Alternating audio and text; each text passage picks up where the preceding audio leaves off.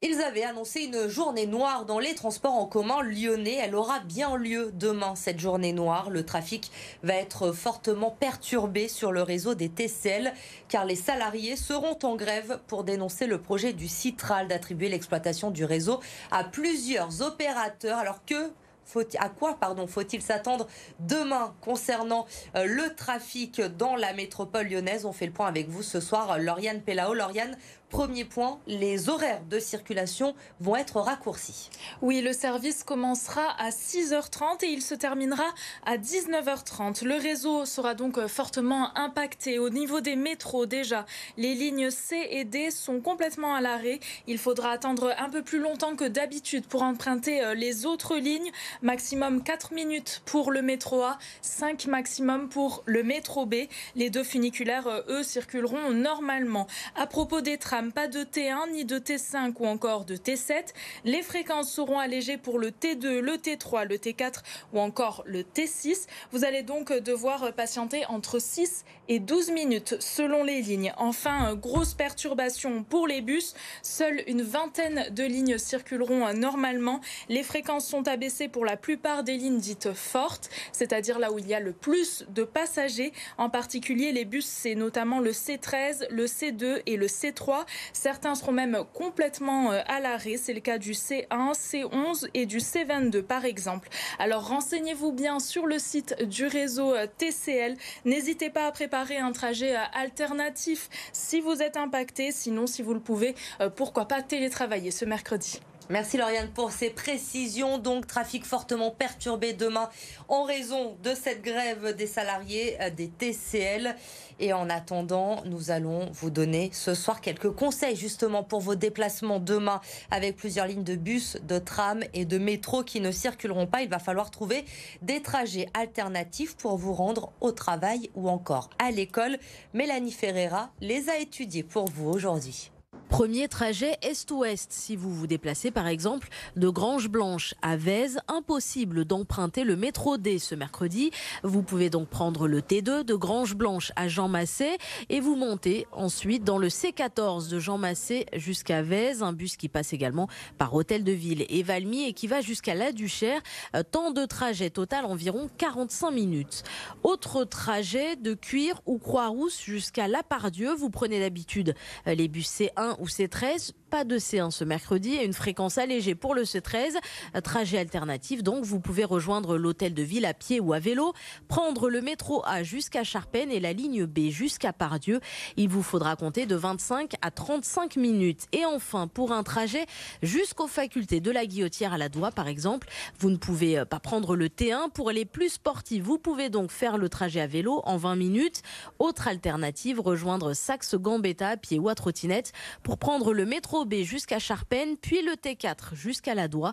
Comptez une trentaine de minutes. Et puis attention, surtout à bien anticiper vos trajets retour. Plus aucun transport TCL en circulation à partir de 19h30. Et comme chaque journée de perturbation dans les transports en commun lyonnais, vous allez être nombreux à vous tourner vers les vélos en libre service. Les moyens seront donc renforcés demain, notamment dans le secteur du 4e arrondissement, du 8e, du 9e et sur Vénissieux. Vélove qui s'attend à voir le nombre d'utilisateurs doubler pour cette journée de grève demain dans les transports en commun. Autre mouvement social dans la métropole lyonnaise, à Saint-Fond cette fois. Les salariés du groupe Kemwan sont en grève depuis 12 jours maintenant. Ils dénoncent les négociations annuelles obligatoires et en demandent de nouvelles. Clémence Delarbre. Cela fait 10 ans que Mohamed Chérif travaille dans cette usine Kemwan de Saint-Fond. Depuis 12 jours, lui et ses collègues sont en grève, notamment pour demander une revalorisation plus importante de leur salaire, en vain pour l'instant. On a quand même galéré l'année dernière. Vous savez qu'on est dans une période de Covid, c'est compliqué. Donc on estime légitimement qu'on a le partage des bénéfices soit correct en fait. Voilà. Donc ça ne va pas les faire boiter. Ils auraient mis 10 € de plus sur la table. Vous voyez, là, on perd plus d'argent qu'on en gagne. Un mouvement inédit qui touche 4 sites de production sur les 5 que Kemwan possède en France.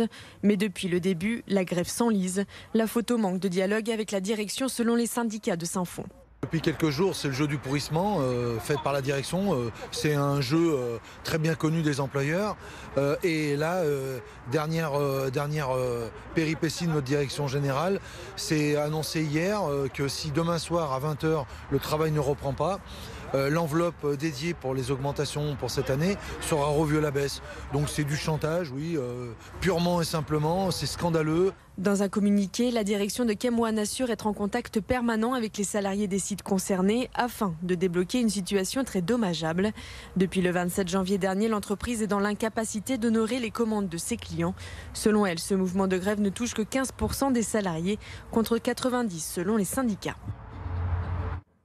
Un incendie important s'est déclaré cet après-midi dans le 6e arrondissement au niveau du boulevard des Belges dans une villa où des travaux avaient lieu sur la toiture. Le feu est parti des combles. Un important dispositif de pompiers s'est rendu sur place. Le feu a été maîtrisé en fin d'après-midi.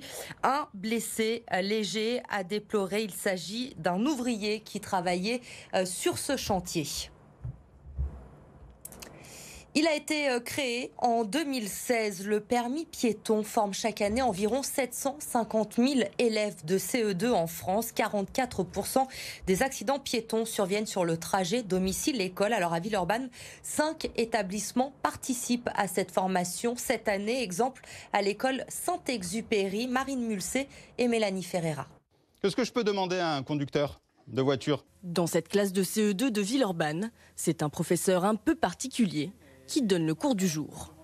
Au programme, vidéos et exercices ludiques avec un policier pour préparer le permis piéton. Et pour certains, ce rappel du code de la route était le bienvenu. Je connaissais déjà quelques règles, mais des fois il m'arrive que je les respectais pas, comme quand le bonhomme était rouge, je courais un peu. Et du coup j'ai appris qu'en fait on peut avoir des amendes. J'ai appris des choses, par exemple, que tu dois rester derrière la bande avec les petites boules.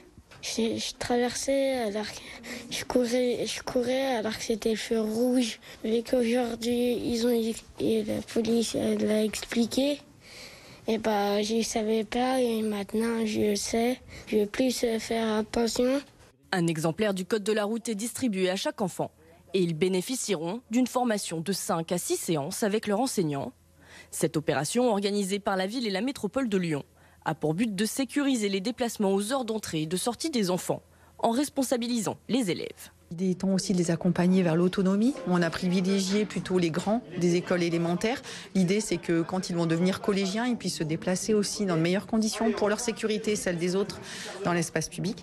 Les enfants recevront leur permis piéton au printemps prochain, lors d'une cérémonie organisée à l'hôtel de ville, en présence des familles, des élus locaux et de la police nationale. 5 Lyonnaises ont été appelées aujourd'hui par Corinne Diacre pour le tournoi de France qui aura lieu mi-février. À 5 mois maintenant de l'Euro féminin, elle a convoqué Wendy Renard, Selma Bacha, Gria Jembok, Delphine Cascarino et Melvin Mallard. Toujours pas de Génie Le Sommer. En revanche, la meilleure buteuse de l'histoire des Bleus pourrait donc être absente de l'Euro. C'est le 5e rassemblement de suite qu'elle manque et il s'agit du dernier avant la liste définitive pour l'Euro. Une bonne nouvelle, en revanche, pour Léo Berdeux, le demi d'ouverture du Loup a été appelé par Fabien Galtier pour pallier le forfait de Jonathan Danty, meilleur marqueur du top 14. Il avait été appelé pour la première fois en bleu pour le stage de préparation au tournoi des 6 nations. C'était fin janvier. Il a donc rejoint Marcoussis pour préparer cette fois le match de samedi face à l'Irlande. Les filles de l'Asvel, elles, sont qualifiées pour les 8e de finale de l'Eurocup. Elles ont profité du forfait de Nika Skidvikar. Elles affronteront les Polonaises de Lublin. Match aller en Pologne le 23 février, le retour le 2 mars à Madobonnet.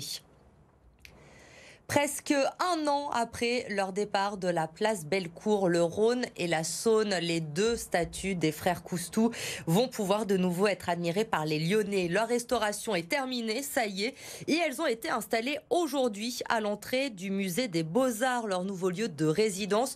Une opération d'envergure, vous le voyez sur ces images de Louis Léger, et vous pourrez les admirer, ces statues, dès demain donc au musée des Beaux-Arts. Si vous êtes fan d'MC Solar, rendez-vous le 29 juin pour la 41e édition de Jazz à Vienne. Le rappeur sera la tête d'affiche de la soirée hip-hop qui marquera le coup d'envoi du festival. Il sera accompagné pour l'occasion d'un big band jazz. Jamie Cullum, George Benson ou encore Herbie Hancock avaient déjà été confirmés pour cette nouvelle édition de Jazz à Vienne. La programmation complète sera, elle, dévoilée le 15 mars prochain.